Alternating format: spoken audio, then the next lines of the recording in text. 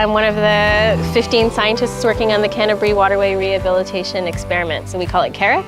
And it's a partnership that's been an experiment that's been underway for about 4 years now, working with farmers, working with councils to trial restoration tools for agricultural waterways. I study the aquatic plants that live in these streams and look for methods to control them other than using an excavator.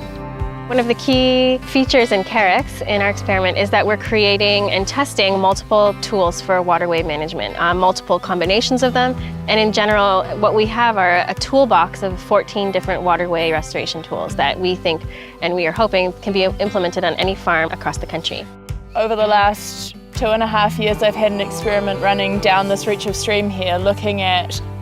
8 practical control options to see how effective they are at a small scale, and then at some other sites scaling them up to see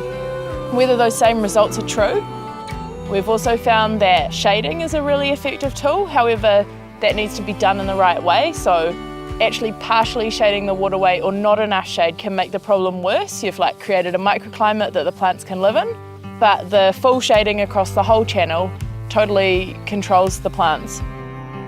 That's a really important part of the whole project, having actual real-world practical solutions as opposed to something that does work in a laboratory but has never seen the real world. What makes CAREX and our research team, I guess, different from other types of freshwater ecology projects that we've been involved in is that the community really is a part of the scientific process, and that trust really between all of us to take a risk and to do something different, to trial things in different combinations to try and achieve multiple outcomes, and that's ecological, freshwater health, but also economic and social aspirations as well.